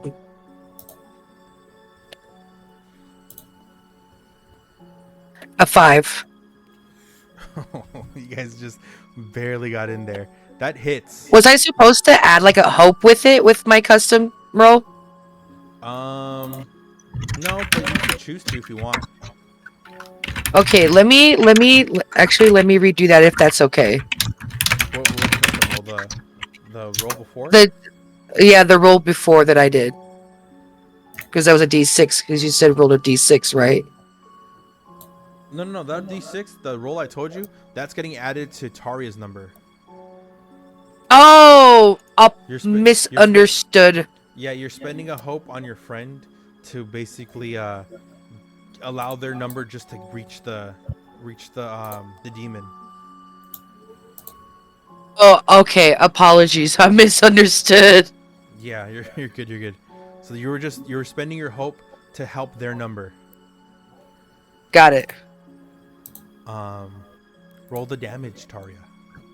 You hit it. Oh, I hit it? Yeah. I didn't. I thought that you said that it didn't hit. My bad. No, well, she gave you you rolled a 5. No, the way I thought that it didn't. I thought that she did not. I didn't hear the roll number. That was my bad. 6. How do you want to do this? How do you want to kill him? As he's looking and he's like, I'll say this, as he was kind of like rummaging towards you guys, he started like kind of like not really falling apart, but you could see like him like evaporating, his flames are going out as he's slowly trying to reach and slap you guys one last time. What do you do, roleplay wise? My character pulls. Wait, is this before or doing the full action? This is you're doing the full action. Like the last thing you see before you shoot the hand bow is him like kind of edging towards you guys to hit you one last time. So my character conjures out her crossbow from her orb again. Because every time she shoots her crossbow, she puts it back into the orb because she's afraid she's going to lose it. Okay. So she conjures back out her crossbow and is like, yeah, but not this time around. Maybe in the next century you can convince a poor sap to give their soul to you. But and shoots him point face in the eye. Before you shoot though, you have to remember your bow wasn't your arrow wasn't gonna reach. You had to give a little hope by a friend. So, Emis, what is your add-on to this? I got you. Amethyst smirks as sweat's coming down her face as she said with fear and passion in her eyes. You embed the tip of my arrow with your rock so that it has more momentum going forward. Physics. It's heavier forward, it goes forward faster. As Amethyst reaches her hand out, and in the other hand with her staff, like from the Wizard of Lord of the Rings, you shall not pass. As she closes her eyes, and she's manifesting crystal rocks, manifesting, and it's purple and it's green. It's mixing into a arrow on the bow. As she is about to shoot it off, I say to her, yo, let's kill this guy. This guy's going down.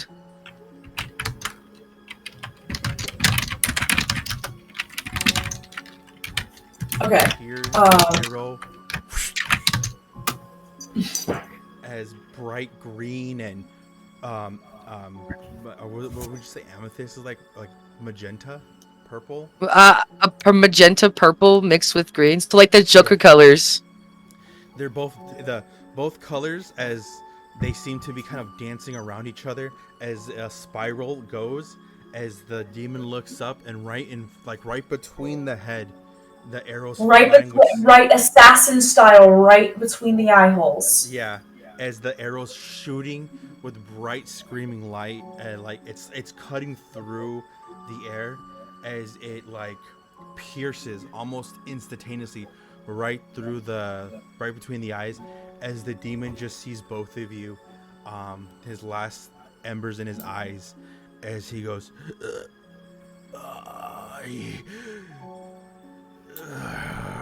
you guys did roll this with fear. So the last thing you will hear him say as he's dying and fading away is, morale and my brothers will avenge me. As he starts Morale and Yeah. my brothers? Yeah. Okay, I'm just gonna add that into my notes real quick. Yeah. It's spelled Mirao.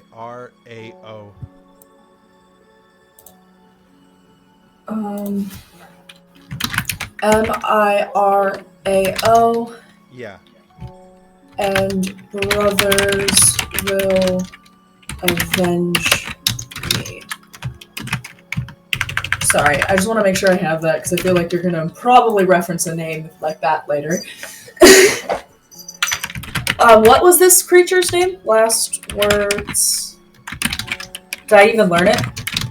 So he didn't say, he didn't get the chance, before he even introduced himself, he didn't say his name, but you do, you technically can touch the remnants of his corpse before it's burning, because it's technically burning away. You can touch the remnants of the corpse if you want to try to get his name or get any information out of him. Okay, so then I will use my. Let me just save this. Okay, last words of dying demon added. I just put last words of dying demon for right now. Let me save the. Let me do the death connection. I'm marking 1 stress. As I mark 1 stress, I literally have 5 out of 6 stress. I mark 1 stress and I touch where we shot him to extract more information about him and his brothers. Yeah. Like memories, like fleeting memories of his childhood with them. Like maybe a name. Yeah. You see this creature of ice, very ethereal, almost as if this was one of the many gods of Ventrix, as she has 2 boys around her, one of earth, one of wind, and then it's as if you're seeing the memory from his point of view. She looks to him and she goes, "You, my dearest boy, will be given the name Pyron."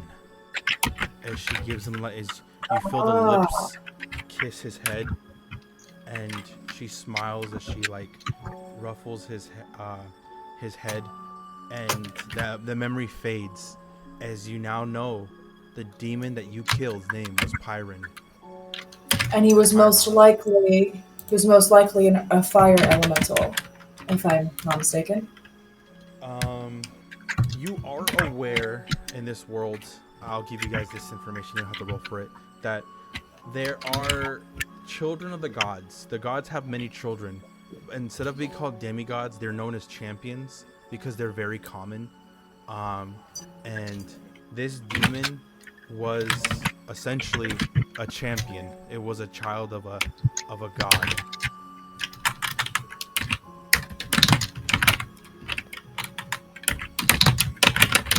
Can I also mark a stress for touching a corpse? I also have. It's called Death Connection. Yeah, she has the same death connection as me. Oh my god, is that what it is? Okay, never mind. Yeah. I back out. I don't want to use it. Both of you guys, since you guys held hands together, you were able to both kind of peer into the memory. So you both. Yeah. So before I did the memory, we did a high five and held hands up to the thing. Okay, then I will also mark a stress. Held the hand that I have left. Right. You held the rock hands. The Oh my rock god, we're gonna like be besties in this fucking adventurous story. We're like gonna be like strong buzz, like you fuck with my girl, you're fucking with my Dude, that other whole girl. scenario, I had a green rock hand as I was shooting things. Damn, that's fucking sexy. I was Michael Jacksoning it. So yeah, so you guys, you both were able to see that memory. Fucking go. You do, as the body's fading, see the last bit of remnants. It's this bone. Do you guys want to take it? Yes or no? Yes. Okay. As you guys grab the bone, you guys can go back the way you came. No problem asked. The barrier faded as the demon died, and all of the what was left around creatures of hell have been essentially banished and have faded Can off this we, plane. by chance, whisper to the trees and ask if there's a shortcut to the cabin? Yeah. Since she said if you whisper the trees, like, can we let her know what happened and that that it should be everything should be handled? Yeah, you And see, if you know, as you guys talk to the trees, you see almost as if they're leaning, and one of the areas over here, right here, basically all of this area right here widens as if the trees are moving out of your guys' way to you know, give you guys a way to walk through, as if they're saying this is the shortcut to Yagra's cabin. so through here. Yeah. Got it. Cool. So Just wanted to make sure that I was seeing the right thing. as you guys will eventually go to Yagra's cabin. Your friends are sleeping already. They got to have an easy night. They didn't have to fucking fight a demon. They're knocked out. They're both fucking cuddling each other like the goofballs that they are. The princess is in her private room sleeping. The guards are on the outside on chairs napping, and Yagra's pouring tea. 3 glasses for you guys, as she talks to you and says, "So, how was it? What did you encounter out there? Please inform me what happened." Amethyst signs, putting her head on her head. We encountered a lot of things as she signs with a big chest and bows, but it was a challenge as she looks up with one eyebrow, a challenge that I understand, perhaps my partner might understand well. But not like disrespectful manner, but like as like nice. I like what you're doing, you know? I see. And what did you encounter, my fungal friend? Dire wolves, scratch that, hellhounds, and we also ran into a demon named Pyro, who said that his brothers, Morale, His mother, Morale. his mother, Morale, and brothers will avenge.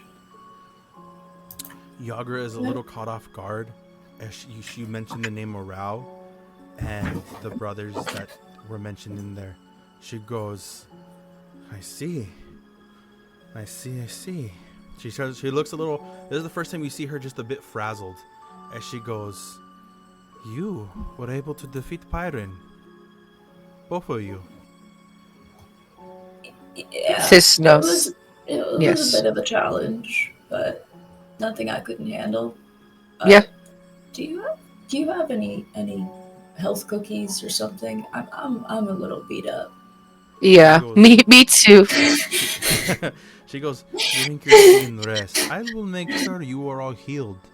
As she looks at you and she's a little like taken aback, almost impressed, very impressed. And she goes, I think I was very correct to send you two.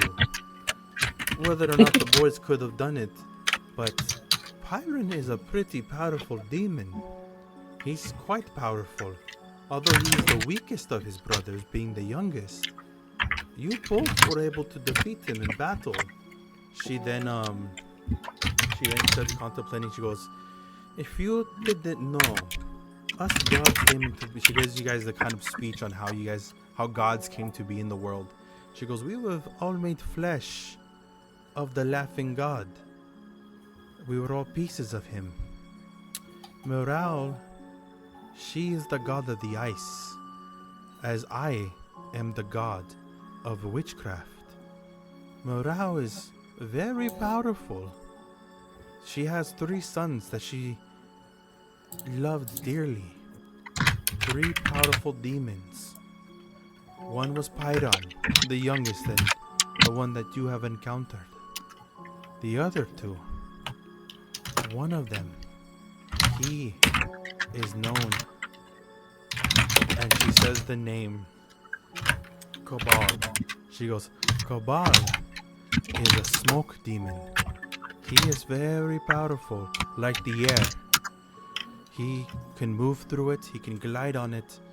They often call him the demon of the air and mist because he can glide on anything. He fades into smoke. And then there is the most powerful of them, the demon of the storms. He is the one that even Morale cannot control time and time being. If he said his brothers would avenge him, I mind you both, be very careful. And What is the demon of the storm's name? his name is Susano.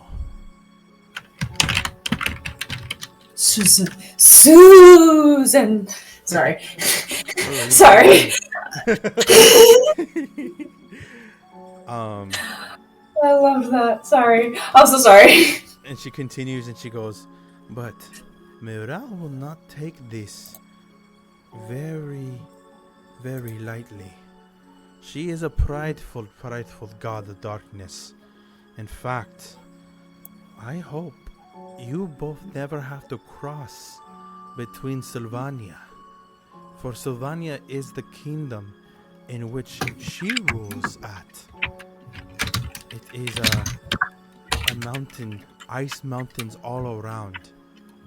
She is what we know her as, the ice goddess. If you are ever in Sylvania, you must never set foot on land and never speak of what you have done. If anyone in Sylvania knows that you are the reason why Pyron is destroyed, I fear for your safety, my beautiful lasses.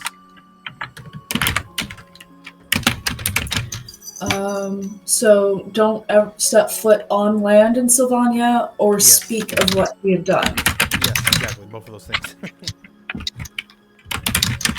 I have a question. Yeah. Does that mean I could fly over Sylvania? That'll keep That's not stepping foot on land.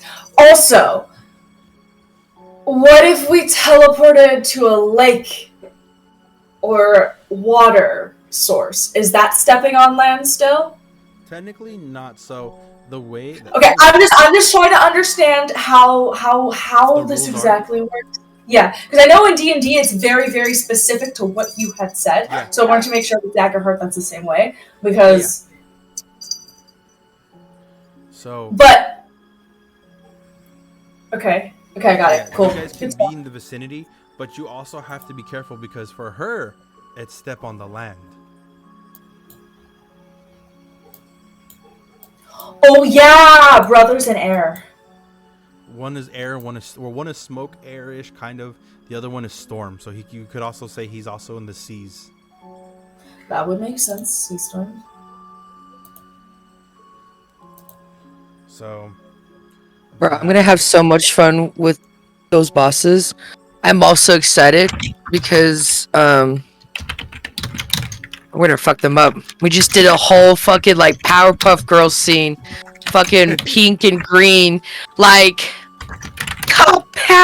like bro. I'm hands down. This is fucking dope. I'm in love right now. This is like Mamma Mia, mwah, Lishi Locios.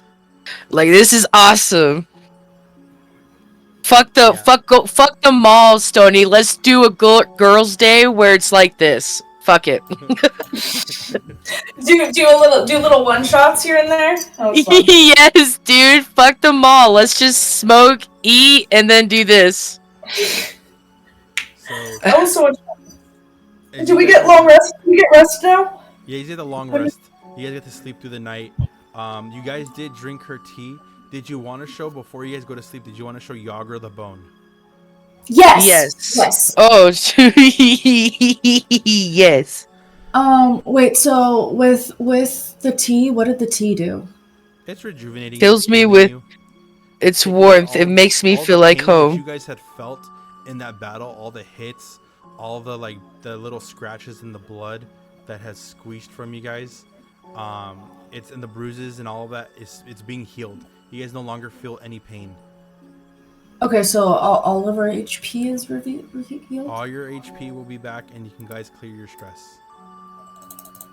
So Yeah. downtime, basically. You guys, but I will say you guys have two choices, or not two choices, but you have two major things you guys can do. You guys can either heal yourself 100%. You guys could clear all your stresses. You guys can repair the armor slots that you used. You can only do 2 out of the 3 things. Okay, what is more detrimental? Sorry, my whole fucking thing keeps resetting on me. I have a question your- before you answer. No, sorry. After you answer. Sorry. Fucking Oh. backwards. After you I answer. would say health. Health would be number 1. Armor slots. Well, I already or- cleared the health. Between armor slot and stress, what do you think is more detrimental? Because I am at 6 stress, or 5 out of 6 stress, but I also have no armor slots So- either. I would say armor slots because those take down the major damage, but it just depends what you're doing. Are you trying to heal? Like, if you want to make sure that you're still in the game, armor slots. If you want to make sure you can still do some of your heavy hits, it would be stress. But you can also clear your stress from from getting criticals. So like you. Yeah, you so do that's that why I in was game. like, Yeah, because stress you can clear in game, whereas armor slots, once they're taken, they're taken. So I'm doing armor slots, and I cleared my HP. What was your question, Amethyst? Can we? Is in the first in the future into the game? Can we get armor slots?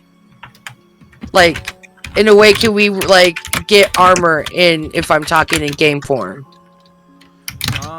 These armor slots you get through resting, or by equipping certain armor. Like for example, if you had another piece of armor on you, you could equip that armor. I would allow that.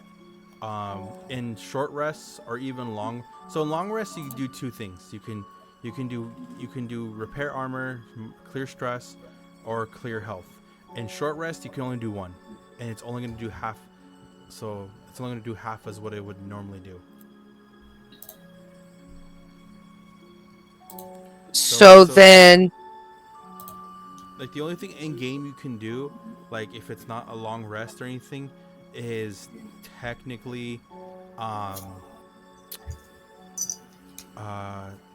stress, because you can get a critical and you can clear all your stress. okay. So then I will do clear the stress and repair my armor slots. Okay, how much HP did you have left? 2. So remember, you will have 2 HP the next session we start. You do have a potion, and you can technically take that now. I'll take it now with the potion. If Fungi, if you are okay with me taking the potion now. for you to take the potion? Yeah. Okay. So Then Yeah, I 'cause will I cleared my roll a health. d4. roll a d4. Got it. It's for her, right? Whatever you get. Yeah, Yeah, it's for me. Yeah, I cleared my HP and my armor slot, so definitely do your health if you need to. All right, got it. I'm rolling. I got a 2. So yeah, you went up 2, so you are now at 4 HP, which is good. So do I Do I mark 4 or do I take 4 away? No. You put up 2, so that way you're at 4.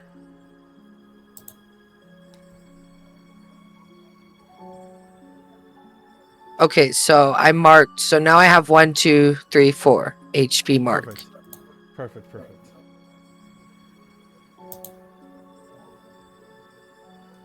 All right. And are you now gonna show the bone to Yagra, or do you want to tell her next time?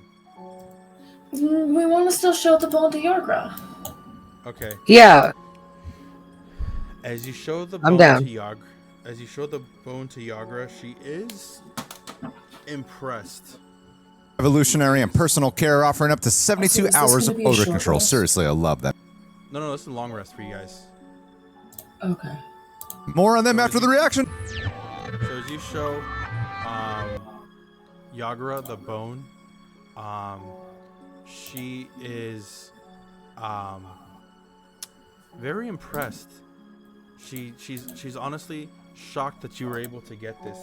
She goes, "This is interesting. This is a demon bone."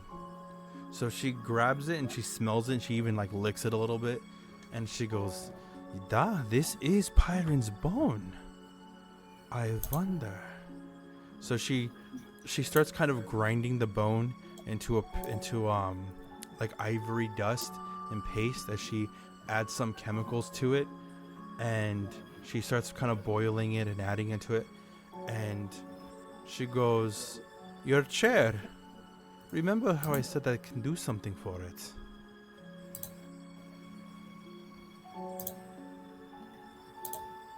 Yes. Sorry. I was trying to get my Ventrix to work again because I don't know. I think the port is being a bitch because I'll be clicking the things and it won't log, and then my roll 20 resets. So I think it's just being a little bit iffy right now. Yeah. So she makes two things of this, and she coats your the wheelchair in this ivory dust that she was able to make. And she goes, "Your chair now will be able to do more damage."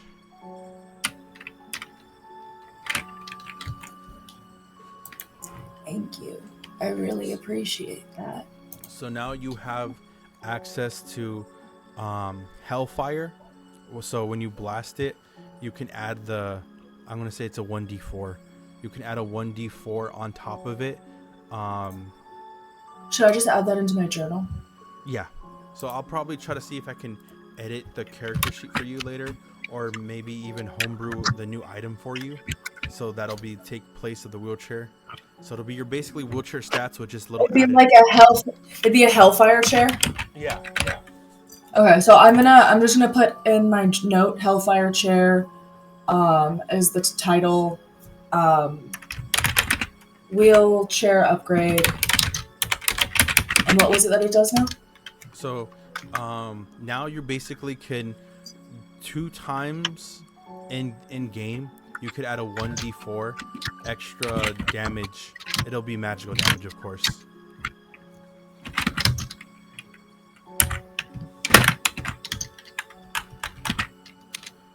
Roleplay wise, your wheelchair gives you you have a +1 to your wheelchair for agility rolls, so you have boosters on it now. It's fucking rad. Wait, so I have a +1 to my agility rolls as well? Yeah, for the chair. So you'll have like +1 for agility rolls with your chair. So like basically when you So roll if for I'm agility- not in beast form, like let's say when I'm not in beast form and I'm actually in my chair and I roll an agility roll, it'll be +1 to whatever that is. Got it. Yeah, exactly. And then Amethyst. What weapon do you have, Amethyst? So I have 2 weapons. One is a wand and the other is a quarter staff. Quartz staff. Sorry, quartz staff. Yeah. No, Okay. no, quarter staff. No, quartz staff. Yeah, quarter staff. Okay. However you say it. It's a crystal staff. That's how I can tell you. So this is what she's gonna do for you. She's gonna tell you to drink the bone ivory remnants, and I'll explain what you're able to do. Okay. Amethyst nods as graciously as lifting it as her hands gently grasp the cup as she's handing it, and she's slowly tipping it to her lips as she's sipping it. So this is I'm gonna give you essentially a choice here, Amethyst. Oh, So the universe this is what you're speaking gonna to be able me. to do. So because you ingested it, I can give you. Oh, was I I'll not give you supposed to? 2 things that you can do, if you don't mind. I'm down. Was I'm she down. not supposed to ingest it? No, You no, told her she to did. drink She it. was supposed to. That was Okay, yeah. the purpose. Okay, yeah, That's the yeah. reason why Just I told her to. Yeah. But I'm Okay, gonna okay, yeah. I'm explain down. what the not the consequences. There's no consequences, but the purpose of ingesting it was for. Okay, because you get to pick your ability. You could either 1 mark 3 stress, and your amethyst crystals in your whole body will essentially heat up to this very like fiery form. And now every basically what if you do that, I'll allow you for, you can only do this once per scene. This is okay. So here's the first option. 1, you mark 3 stress. This is a skill I'm gonna give you. You can mark 3 stress, and you'll be able to essentially shift into this fiery form on top of your rocks. And you'll be able to when whatever you use for your spellcasting ability, your spellcasting trait will go up +2. So let's say, for example, you do like a spell, or you do a magic blast with your staff or your wand, and it uses your instinct roll.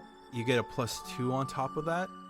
Or you could essentially, for 2 times per scene, whenever you do land an attack, you could for damage, you could add a 1d4 to that damage of like hellfire.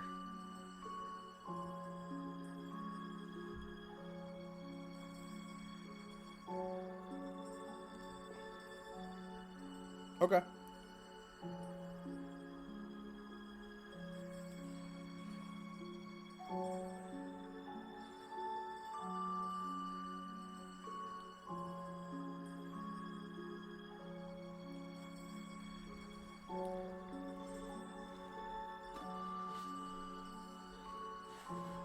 Yeah.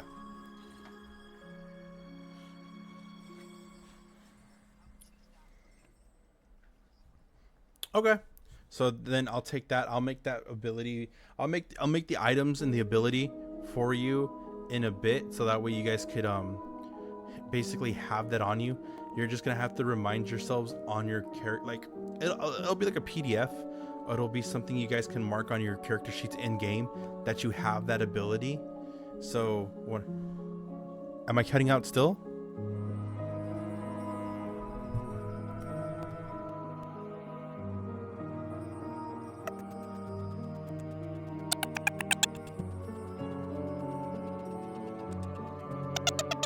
Be Tonus, but you have a. So it's good to hear you from the Hear me a back. bit better Yeah, so like now. but yeah, you do cut out a bit, but Whoa. Better say it now? again? Mm-mm. Not at all. That one was better. Okay. What I was saying was I'm gonna make the item for you, and basically I'm gonna make everything for you guys. Yeah. Just mark on your sheet that you have these abilities, so that way you don't. Because I'm gonna send them to you. It's gonna be like a little card PDF file that you'll have. Just have to remember, like in your guys' character sheet, that you'll be able to do this. Okay. All right. That is where we'll end today's 0.5 session. I hope you guys enjoyed your little adventure, your little stroll in the woods, as you guys Yeah, That was lots of fun. It was lots of fun. This is what we'll do for now. When people can't make it to the session, I'm gonna do little 0.5s where you guys will go on side quests, and if you guys do them, you guys might get a special item. Ooh, let's go. So yeah, I'm excited. I'm ready. I'm excited for the next session. I'll see you guys next week. I hope you guys had a wonderful time. I am Papi Wolf. I've been your GM. Bye bye.